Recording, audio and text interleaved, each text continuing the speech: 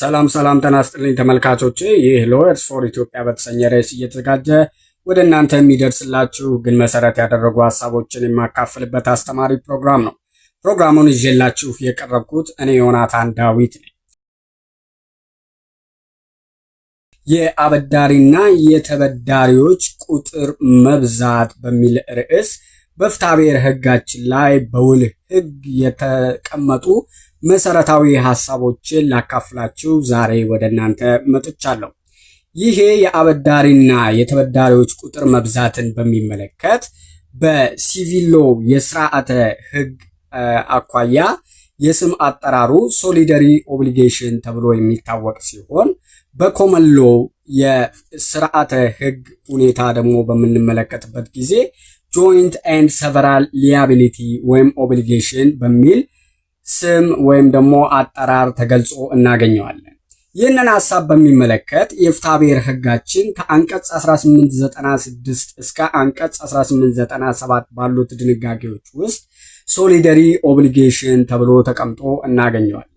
ምክንያቱም ኢትዮጵያ የምትከተለው የሲቪል ሎው የስርዓተ ሕግን ሲሆን ኮመን ሎው እና ሲቪል ሎው የስርዓተ ሕጎች መካከል ያሉትን ልዩነቶች በቀጣይ ቪዲዮ ላይ በሰፊው የሚያብራራ ሲሆን ለዛሬ ግን ይህንን ሐሳብ በሚመለከት የቁጥር መብዛታቸው በምን አይነት መልኩ በውል ሕግ ይመራል የሚለውን ሐሳብ የማካፍላችሁ ይሆናል። ይህንን ሐሳብ በሚመለከት በአንቀጽ 1896 ላይ በግልጽ ያስቀመጠው ሐሳብ ምንድነው? ተቃራኒ የሆነ ስምምነት ወይም በሕግ የተገለጸ ልዩ ድንጋጌዎች ከሌሉ በቀር ባለ ዕዳዎች የማይከፋፈል ኃላፊነት አለባቸው ወይም ደግሞ በማይከፋፈል ኃላፊነት ዕዳቸውን እንደሚከፍሉ ያሳየናል ማለት ነው። ይህም በአንድነትና በተናጥል ኃላፊነት እንዳለባቸው ወይም በግዴታ ውስጥ ተዋዋዮቹ እንደሚያዙና እንደሚጠየቁ ያመለክተናል። በፍሬንች እና በጀርመን ሲቪል ኮድ ላይ የባለ ዕዳዎች መብት ላይ ፎከስ የሚያደርግና የባለ ዕዳዎችን መብት ለማስጠበቅ ያሉ ድንጋጌዎችን አስቀምጦ የምናገኝ ሲሆን ከዛ በተቃራኒ ደግሞ የኢትዮጵያ ሲቪል ኮድ በአብዛኛው የአበዳሪዎችን መብት ለማስጠበቅ ሞር ፎከስ አድርጎ እናገኛለን ማለት ነው።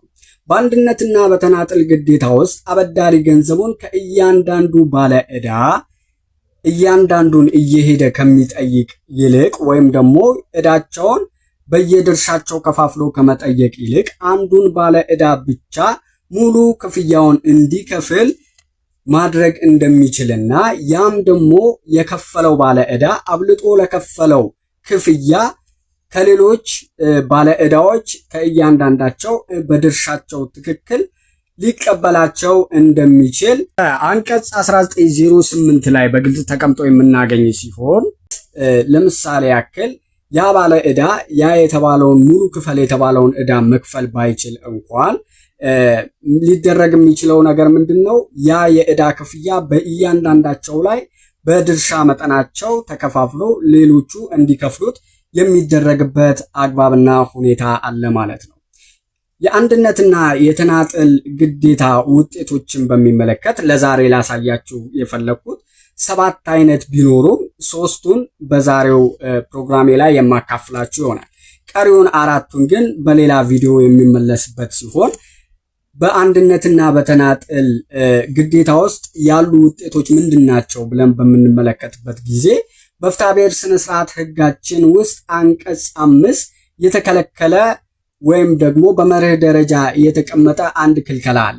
እሱም ክልከላ ምንድነው? ሬስ ጁዲካታ ወይም ደግሞ አንድ ግለሰብ በተመሳሳይ ጉዳይ 2 ጊዜ ሊጠየቅ እንደማይገባና ሊጠየቅም እንደማይችል የሚያሳስብ ቢሆንም የአንድነትና የተናጥል ግዴታን በሚመለከት ግን በአንቀጽ 1898 ላይ በምንመለከትበት ጊዜ ምን ይላል?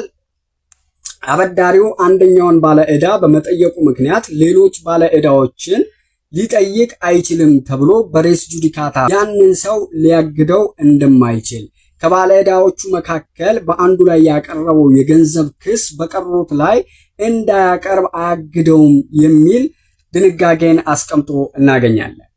ሌላኛውና ሁለተኛው ውጤትን ደግሞ በምንመለከትበት ጊዜ ቅድመ ማስጠንቀቂያ ወይም ደግሞ ዲፎልት ኖቲስ በእንግሊዘኛ አጠራሩ በምንመለከትበት ጊዜ በአንቀጽ 1775 ላይ ይህንን የቅድመ ማስጠንቀቂያ ሁኔታ አስመልክቶ አበዳሪው እንደውሉ ሳይፈጸምለት በሚቀርበት ጊዜ ያንን ቅድመ ማስጠንቀቂያ ለተበዳሪው ወይም ደግሞ ለባለ ዕዳው በጽሁፍ መስጠት እንዳለበት የሚያሳየን ሲሆን በዚሁ በፍትሐብሔር ሕጋችን አንቀጽ 1899 ላይ ለአንዱ ባለ ዕዳ የተደረገው ማስጠንቀቂያ ለሌሎችም ባለ ዕዳዎች እንደተሰጠ ሊቆጠር እንደሚችል ተቀምጦ እናገኛለን ማለት ነው።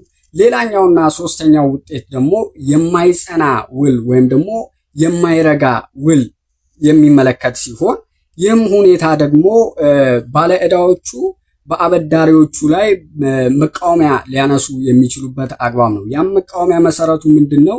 ለምሳሌ ያክል የተዋዋሉበት ነገር ሕግ የማይፈቅደው ወይም ደግሞ ለሞራልና ለሕሊና ተቃራኒ የሆኑ ጉዳዮች ላይ ተዋውለው የነበረ እንደሆነ ያ ውል ሊፈርስ የሚችልበት ሁኔታ አለና ከዛ አኳያ እነሱ ይሄ መብት ይህን የመቃወምን መብት ሕግ ለሁሉም ባለ ዕዳ ሰጥቷቸዋል። ይህም ማለት ምናልባት አንደኛው ባለ ዕዳ ይህንን ጥያቄ ሊያነሳ የሚችልበት አግባብ እንዳለና ይሄ የመቃወሚያ ሁኔታም ደግሞ ለሁሉም ባለ ዕዳዎች የተሰጠ መብት እንደሆነ በፍትሐብሔር ሕጋችን ላይ አንቀጽ 1900 ንዑስ አንቀጽ 1 ላይ በግልጽ ተቀምጦ እናገኛለን ማለት ነው።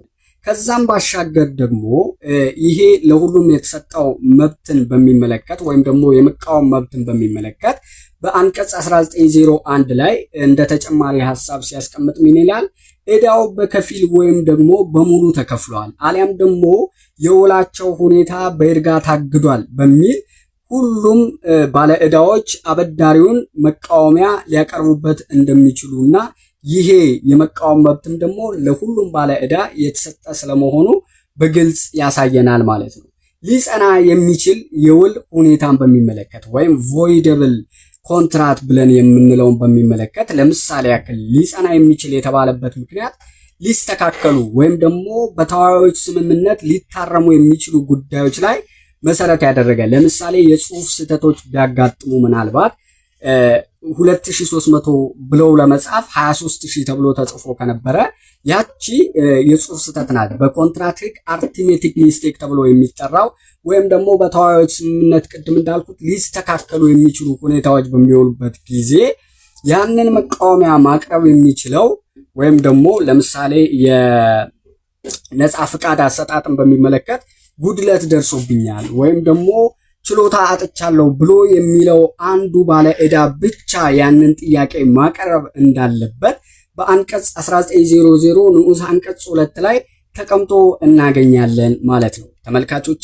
ለዛሬ ያካፈልኳችሁ ሐሳብ ይሄንን ይመስላል። ሐሳቡ ያስተምራል፣ ይጠቅማል ብላችሁ ታስቡ ከሆነ ኮሜንት፣ ሼር፣ ላይክ በማድረግ ለሌሎች እንዲደርስ እንድትተባበሩን በአክብሮት እንጠይቃችሁ ይሆናል። ይህ ሎየርስ ፎር ኢትዮጵያ ነው። መልካም ቆይታ ይሆንላችሁ።